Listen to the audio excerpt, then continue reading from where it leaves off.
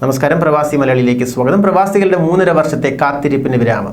3.5 വർഷങ്ങൾക്ക് ശേഷം ഖത്തറിലേക്ക് ഫ്ലൈ ദുബൈ വിമാന സർവീസ് ആരംഭിക്കുകയാണെന്ന സന്തോഷ വാർത്തയാണ് ഇപ്പോൾ പുറത്തുവരുന്നത്. ജനുവരി 26 മുതൽ ദുബൈ ദോഹ സർവീസുകൾക്ക് തുടക്കമിടും എന്ന് ഫ്ലൈ ദുബൈ വെബ്സൈറ്റിലാണ് അറിയിച്ചിരിക്കുന്നത്. പ്രതിദിനം 2 വീതം സർവീസുകളാണ് നടത്തുന്നത്. ജനുവരി 26-ന് ദുബൈ അന്താരാഷ്ട്ര വിമാനത്താവളത്തിലെ ടെർമിനൽ 2-ൽ നിന്ന് UAE സമയം രാവിലെ 8:45-ന് വിമാനം പുറപ്പെടും.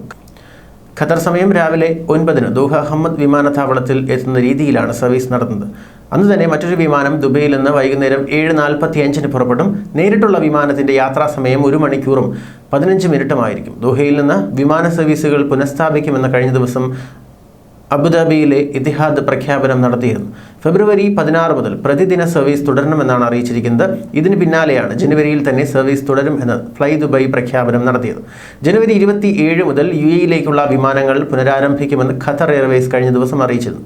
3.5 വർഷത്തെ ഉപരോധത്തിന് ശേഷം ഇതാദ്യമായാണ് ദുബൈയിലേക്കും അബുദാബിയിലേക്കും നേരിട്ട് ഖത്തർ എയർവേസ് വിമാന സർവീസ് തുടങ്ങുന്നത്. 27-ന് ദുബൈ അന്താരാഷ്ട്ര വിമാനത്താവളത്തിലേക്കും 28-ന് അബുദാബി അന്താരാഷ്ട്ര വിമാനത്താവളത്തിലേക്കുമാണ് വിമാനം പറക്കുക. UAE general civil aviation authority ഖത്തറിലേക്കുള്ള വ്യോമപാത ജനുവരി 9 മുതൽ തുറന്നിരുന്നു.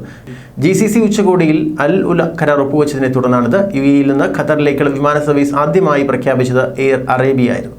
ന്യൂസ് ഡെസ്ക്, പ്രവാസി മലയാളി.